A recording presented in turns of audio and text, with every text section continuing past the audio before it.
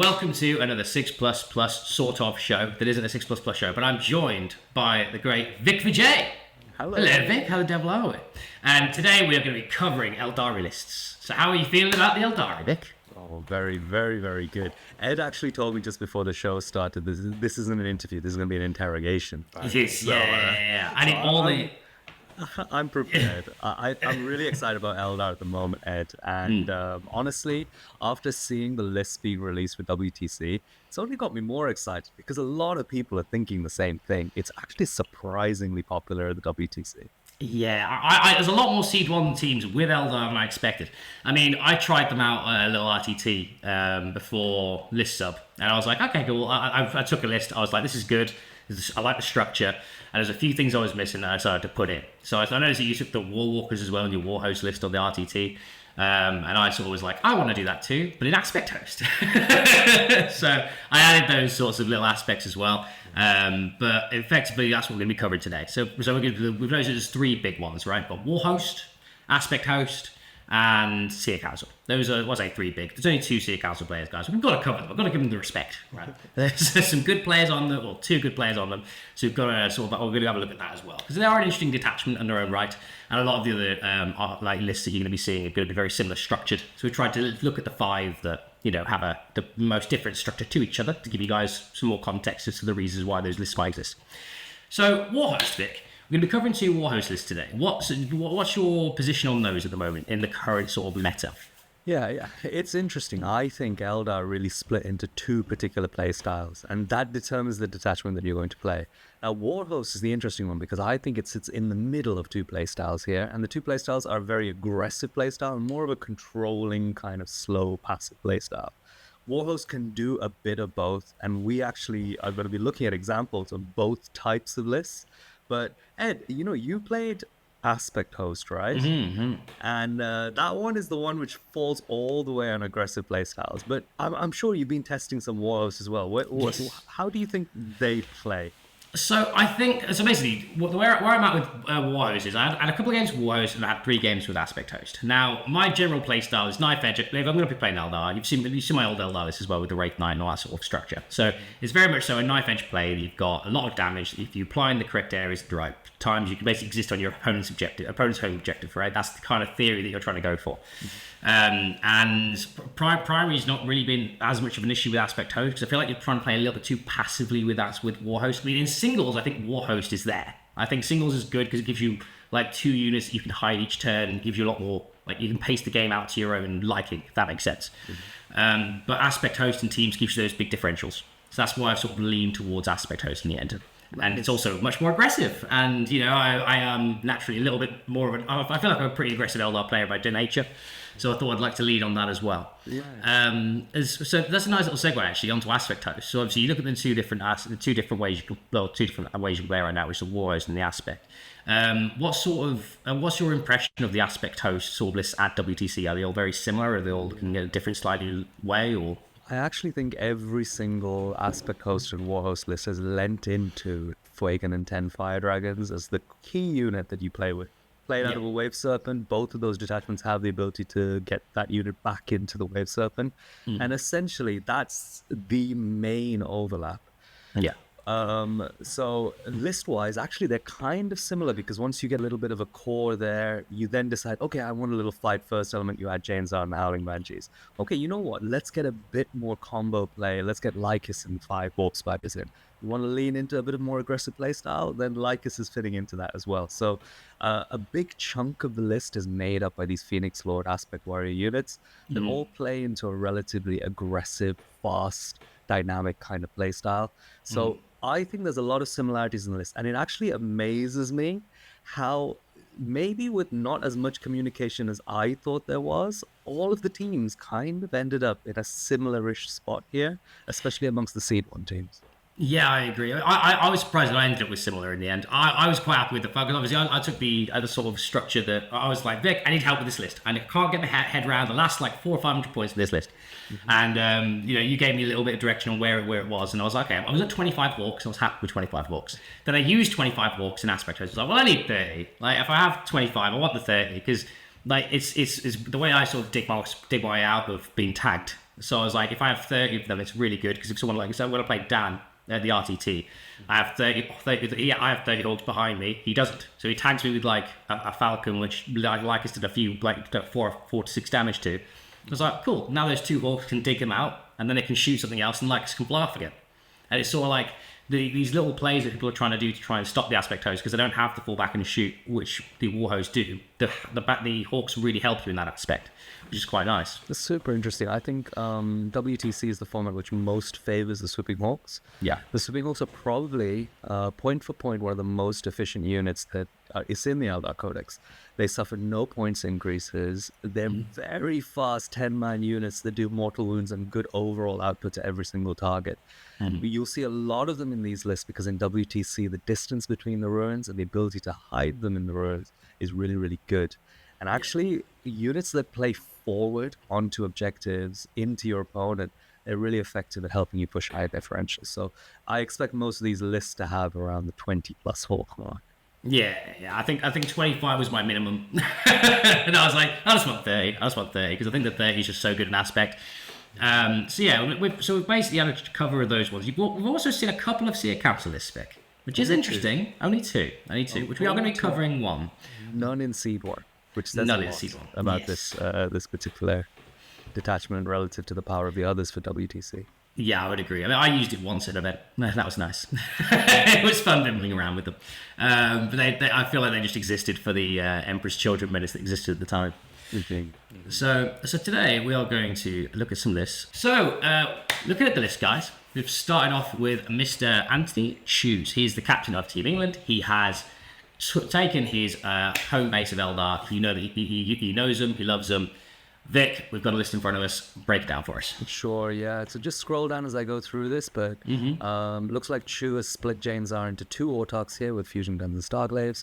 We've got 3 Phoenix Lords with Barroth, Fueg, and Lycus, and we've got Eldrad holding the list together. It's a Warhost list, so you'll see Eldrad in most of those. We've got a unit of 5 Corsairs, just one of them. Single Wave Serpent to go with the 10 Fire Dragons and Fuegan. And then we've got 2 units of Howling Banshees. It should be here. Just 2? We've got, how many units of Rangers here? Just 1. Oh, he's literally just gone 1 Ranger, 1 Corsair. So really, really tight on the chaff here. And is 30 Hawks or 25? 25. 25 Hawks, yeah. And just 2 units of Spiders or 3? 3 We've got 3. Spiders. Fantastic. So he's gone light on the chaff. I think the amount of chaff in these lists ranges everywhere from this as the bare minimum up to 4, 5, 6 of those units. But Chu does manage to get in 3 units of Warp Spiders here, making for a very, very lean list. This is pretty clean, I think. I think this is a very good Warhost list. Yeah. What do you think, Ed? I'd agree. I think this is the structure of the Warhost list I'd like to see. I mean, the only thing that I really like Jane Zar at the moment, just from like the positioners that she can get to with the Auto Advance 6. Relying less on the Autarchs. Advances are still there, it's a little bit more linear. I do like that he has the 2 Autarchs and 2 Banshees. That's pretty solid. We're having 2 sources of fight first, but some matches we're going to be very useful. Barroth is an interesting pick. I think on UKTC is a little bit more prevalent, but I think he definitely has his place here. He still has Lycus, but it feels like a lot of. The only thing is, I feel like it's a lot of points in characters, but I feel like he's still got all the chaff, apart from like a couple of unit of Void Reavers, but he's replaced them with effectively War Spiders, right? And they do damage, so I feel like he's very much aiming for those big diff points in certain games. Well, what he's done is he's swapped 1 unit of Corsairs and a unit of Rangers for Baharoth here. Yeah, really, that puts it into the list which you typically see at that point.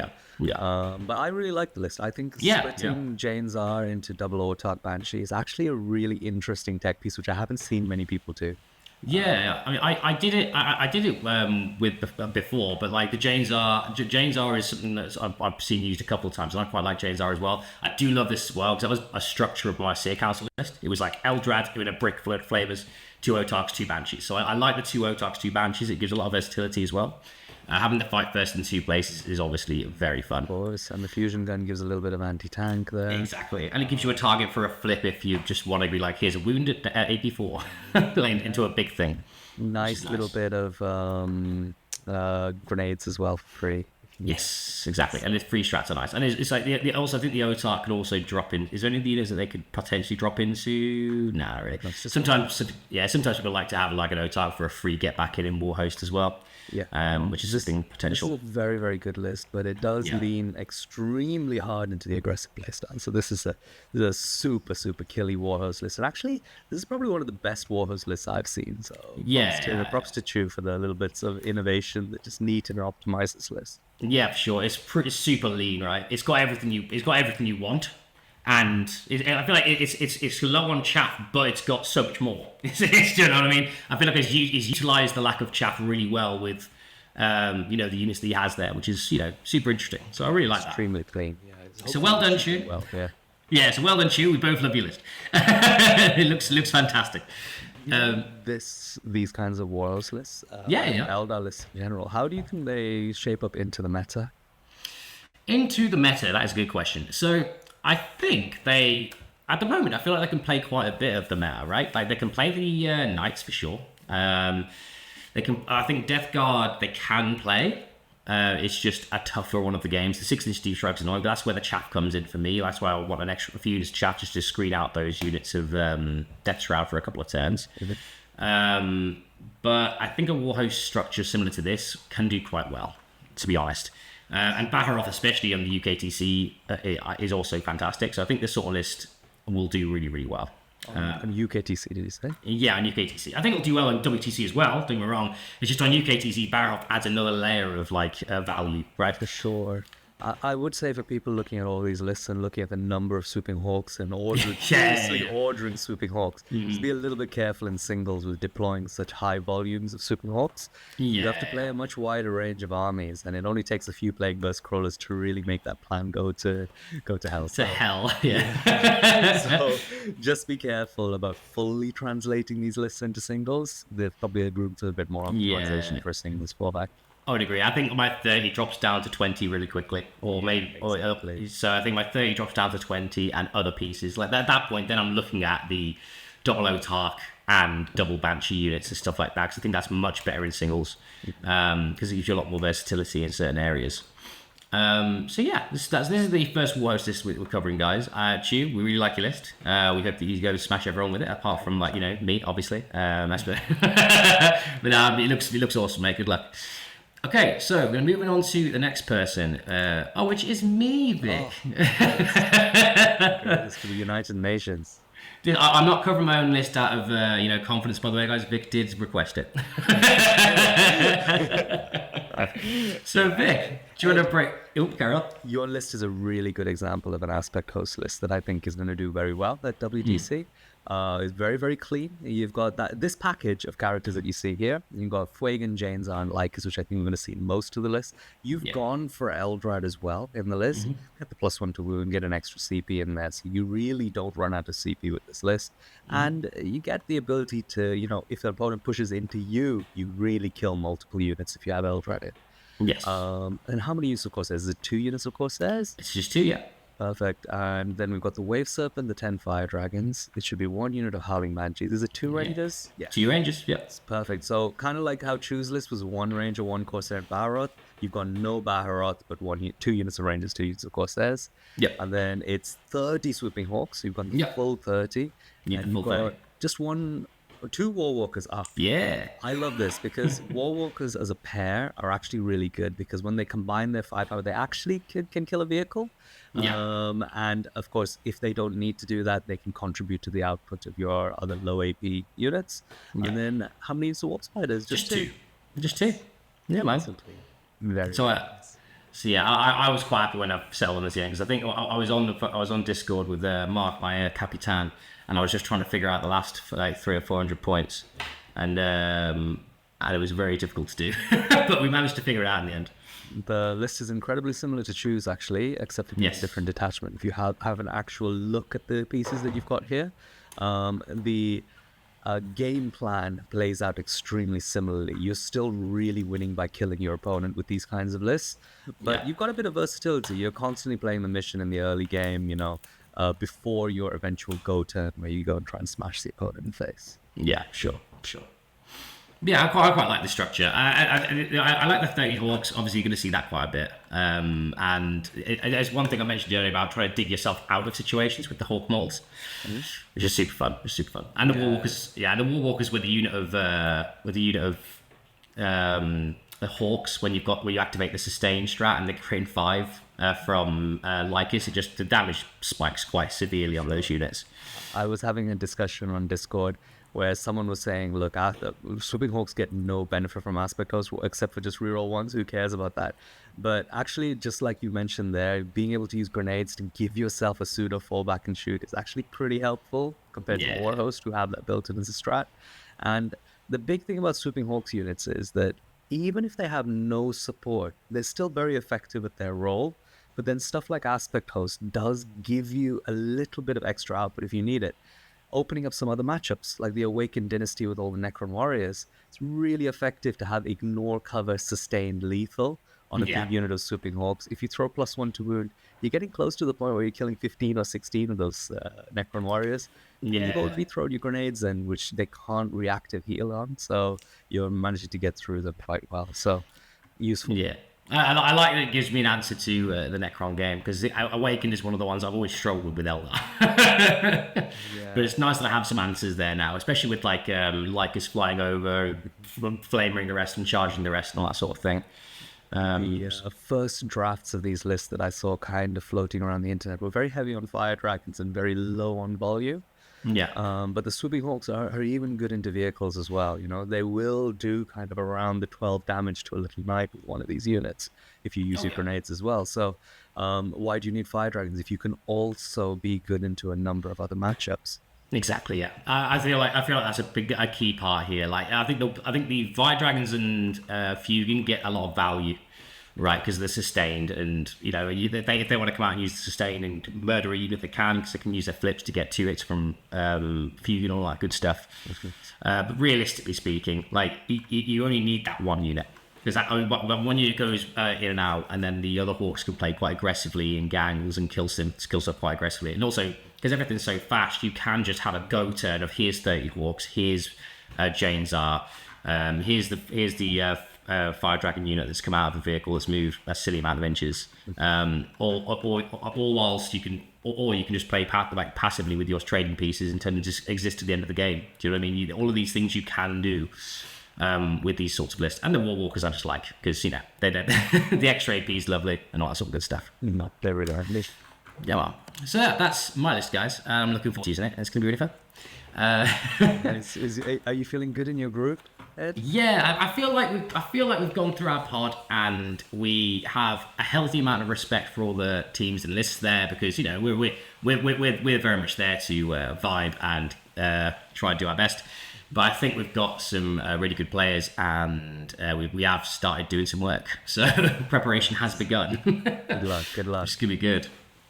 Okay then, so next list we're going to be covering, guys, is Nick Nanavati's. So, yeah, Nick is great. Yep, played Nick at the last WTC. What a fantastic player. And he's got a list that really epitomizes him, which is someone who, plays reactively, controls the pace of the game, and really limits how much the opponent is able to do. And, he's been playing this on Art of War, and he had a more passive, more controlling kind of list, but he's kind of toned it a little bit back. And his Warriors list is the one that's a little bit different. You've still got the same package of Lycus, Jane'Zar, Fuegan, and Eldrad, but he's also got the Morgan Ra with 5 Dark Reapers and a Falcon package, which immediately makes the list activate in a different way. Yeah. He has 4 units of Corsairs? 4 units, yeah. 4 units. So he's pretty heavy on the Corsairs, and probably 1 unit of Rangers here. Yeah, well, it looks like it. Rangers.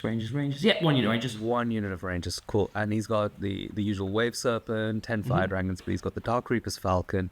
Should be Jane'Zar with 1 unit of Howling Banshees. Yeah, 1 unit of Howling Banshees, and Jane'Zar was in there, yeah. Well, he's got a second unit of Fire Dragons here.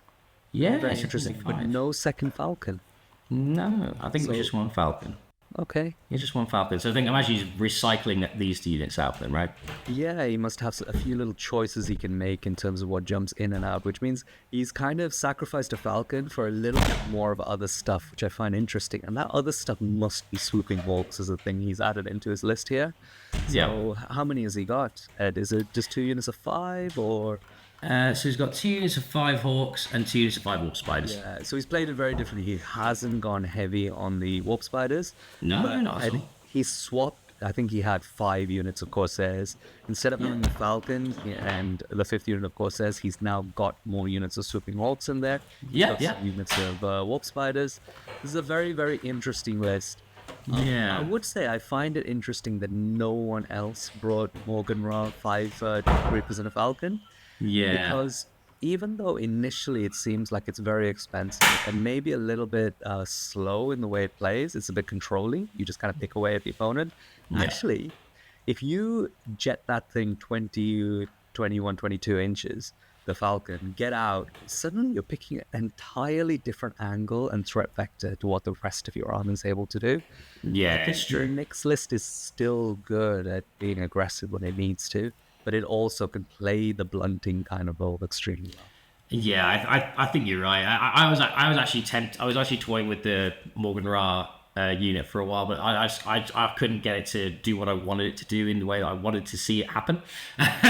So I was just sort of like, no, I'll go smooth braid and take the 30 Hawks. So that's basically where I was at. But I think you're right. I think this very much so reflects a very pace play style where they want to control the tempo, right?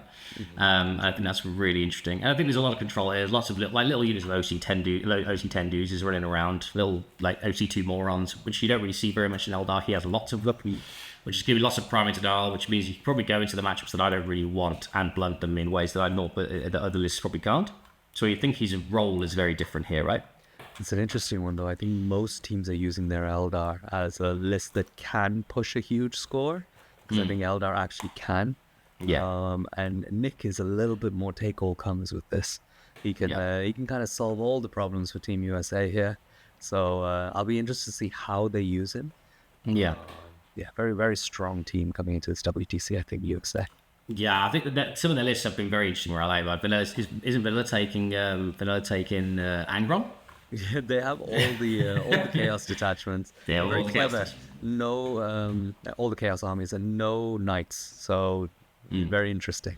Yeah, they're trying to answer the meta rather than bring it. Interesting. Yeah, exactly. They're countering the meta. Yeah. And forms of Eldar are broken. Yeah, one name. 1990 points, Nick. That is audacious. What are you doing? Yeah, well, why? Why do you do this? Yeah, why not take like a 100-point unit rather than Reapers or like, anything? But yeah, that's interesting. Okay, so Nick, good luck. That list is really cool. And yeah, come on, Nick. Okay, we look at the next one. So we've got we've got the next one, which is going to be Aspect Host, which is Team Belgium, which is Liam Rose's Fighter VSL. You're an unstoppable. Liam Unstoppable VSL. So Liam's list is the most lean, I think, out of everyone. Yeah, he's got his Aspect Host list where he's using Lycus James Fuego, and he's cut Eldred, which is actually something I'm doing in my GT list that I'm running. Yeah. Aspect Host. That's gonna be good. The Phoenix Lords here. And then he's got, is it 3 units of Corsairs? 3 units of Corsairs, yeah. 3 units of Corsairs in the Storm Guardian unit. Yeah. Really, he loves his Storm Guardian unit. He does. And then it should be 2 units of 5 Dark Reapers. Yep, 2 units of 5 Dark Reapers. Just 1 brick of 10 Fire Dragons with the Wave Serpent. Yep. 5 Howling Banshees, and where is the Wave Serpent? I'm hoping at the bottom. Right at the bottom? Yeah, it is. Got worried for a second there, didn't we? So we've got the Fire Dragons. Yeah, we've got the Fire Dragons, the Howling Banshees with Chains are 1 unit of Rangers, so it's 3 Corsairs, 1 Storm Guardian, 1 Rangers. Very interesting. And it's the 30 Swooping Hawks with 2 units of Warp Spiders. So actually kind of similar to your list, It's quite very similar. I did notice this. I did think it was quite similar. I think he's basically dropped Eldrad for 10 for the Storm Guardians and dropped Corsairs for Rangers. And then the 2 units of Dark Reapers, where did they come from? Warwalkers. Warwalkers, yeah. That's it. So you see Warwalkers in replace that with the 15 points they have spare. And that's pretty much, but everything else is pretty much the same, right? Yeah, very interesting to see a lot of the Seed 1 teams, when they run Dark Reapers, are actually running them with the Tempest launches. So Yeah. it gives them the ability to play into the mirror, which I think is quite interesting. Yeah, I don't like Tempest Launchers for the mirror, to be fair. But my plan was just to not play the mirror, so I'm sure that'll work fine. Yeah, they're really good against people who are running a lot of Swooping Hawks. So Yeah, they are. I imagine that was his theory, yeah. I mean, my plan was just to not play the mirror. That was... we don't want to play the mirror. So this list, as you say, is very similar to mine, but like, what do you reckon the tech is? The thought process behind the Guardians is going to be interesting, because I like the Storm Guardians as a general rule. Do you reckon they're just sticky and then run off and prime it down over? Liam's a massive fan of sticky objectives, because it means as soon as you've stickied it, you're just going to give up on it and just run at your opponent. It gives you one extra unit to run at. Every bit of efficiency is running forward at your opponent. So I've seen him do that quite a lot, and it's very effective. Yeah, that's fair.